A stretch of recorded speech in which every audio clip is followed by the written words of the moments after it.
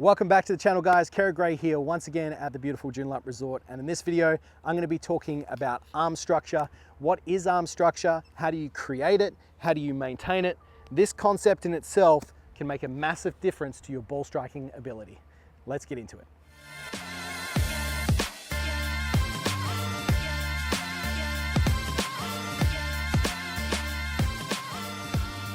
In its most simplistic form, there's two main moving parts to a golf swing: how we move our body and how we move our arms. And in this video, I'm going to be talking about how to move the arms correctly, specifically related to arm structure and what is that and how do we look to maintain that throughout the golf swing.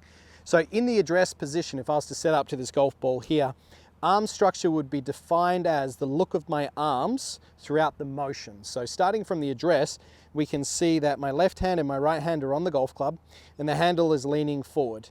Now, if we were to look at the structure of this shape here, we can see the club shaft and the lead arm form somewhat of a straight line. From here, my back arm or my right arm would then fit onto the back side of the grip here. This would create, let's say, a Y-shaped structure from the club shaft, my lead arm, and then my right arm sitting on the back. So throughout the golf swing, effectively from this initial starting position, we would want to turn this Y-shaped structure, by the time that the lead arm is parallel, close to an L-shaped structure. So you can see that the angle between the lead arm and the club shaft has become more acute as the golf club has moved back. As I've done this, my right arm has softened and my right wrist has bent back to accommodate this movement here. As a reference for a halfway back position, we would be looking for somewhat of an L-shaped structure by the time you get your lead arm to the halfway back position here. From that position there to the top of the swing and then coming back down, we would like to slightly decrease that angle even more, and this would be referred to commonly as lag. And then as the golf club is then approaching the golf ball, the club head would begin to catch up, and then we would get to this point once again where the lead arm and the club shaft would generally sometimes form a straight line. The right hand would be on the back. That would lead to compression, and then in the follow through, the club and the arms would extend through the golf ball. So as you can see, there's very minimal bending and movement of these arms around my body. Effectively, what happens is the lead arm stays relatively straight throughout the entirety of the motion, and the right arm bends anywhere from a straight position to a 90-degree position at the top of the golf swing. Now, where do errors occur in most players' golf game? Well, one of the big errors is how the right arm moves.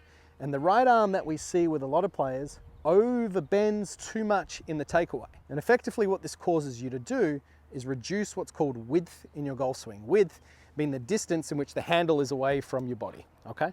So if I let my right arm bend too much, we tend to lose the structure of these arms. You can see I get very narrow, the hands get close to my shoulders, and then that causes a whole bunch of issues with steepness and club face control issues, which just really make it hard to create a consistent quality and repeatable ball fly.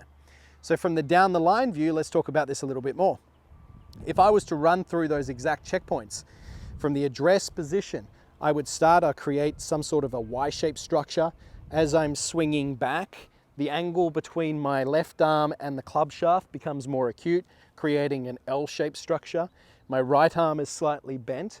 As I then get to the top, you can see the distance between my elbows is about the same as what it started at address, or very similar.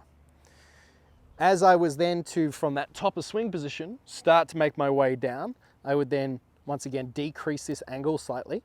The distance between my elbows is staying constant.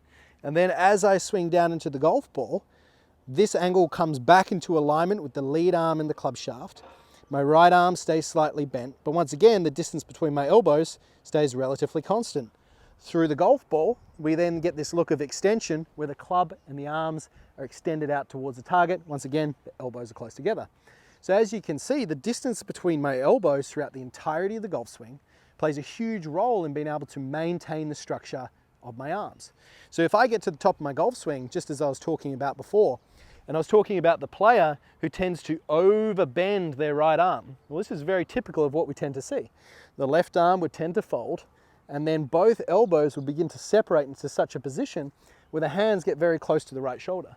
As we start down from here, because we're narrow, we tend to get the club shaft quite steep, the club face quite open, and once again, a whole bunch of ball striking issues. So how do you work on this? How do you begin to look to maintain that arm structure that you've created at address? Well, it all starts from a good setup position. So from the address, what we're looking for here is a small ball's distance between the elbows in this position. When you get your elbows at address, you'll see the inside of my elbows, or the elbow sockets, are pointing out towards the camera. They're not hyperextended by any means. They're relaxed on about a 45-degree angle.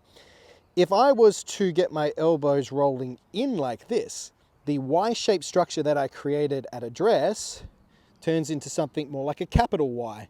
But as you can see, my elbows have begun to separate already, and then that has a big follow-on effect throughout the golf swing. So creating a solid setup position goes a long way in maintaining this throughout the entirety of the motion. So the elbow sockets are slightly out, and my elbows feel like they're somewhat close together. Now, as I make my backswing, I need to feel like I'm maintaining the distance between my elbows. As I do that, my wrists are beginning to start to work in a fashion in which they're starting to hinge the golf club back. And then as I continue to turn to the top, once again, the elbows are staying the same distance together. So number one, being able to work on this is all about awareness. So if you're going to practice in front of a mirror, this is a great way to do so. Have a look at the distance between your elbows at address. And then when you swing to the top, look to achieve that same sort of distance at the very top of your golf swing. Now, there's many types of training aid out there that can assist you with this. One of my favorite ones is what we call a smart ball, or a small ball that you put between your elbows. Effectively, that just maintains the structure of your arms from address to the backswing, downswing, and follow through. Alternatively, you can just get a balloon, blow it up, put it between your elbows, and just make some swings, getting a sensation of your arms staying relatively close together throughout the entirety of the swing. So if you feel like your arms are separating and you're losing a lot of control with your left arm bending and your wrists cupping, the club face open, and a whole bunch of poor strikes, this definitely could be an area that you could work on that's going to greatly improve your ball striking. So have a check, use a mirror, use a camera for some feedback, see if the distance between your elbows at address is the same at the top, downswing, impact, and follow through. If it's not, utilize this information, grab yourself a ball, put it between your arms, make some swings, and I'm sure you'll feel a massive difference. So I hope you've enjoyed today's video. If you've got any questions, please ask them below. I'll be happy to help you out. But until next time, I'm Kerrod. Thanks for watching.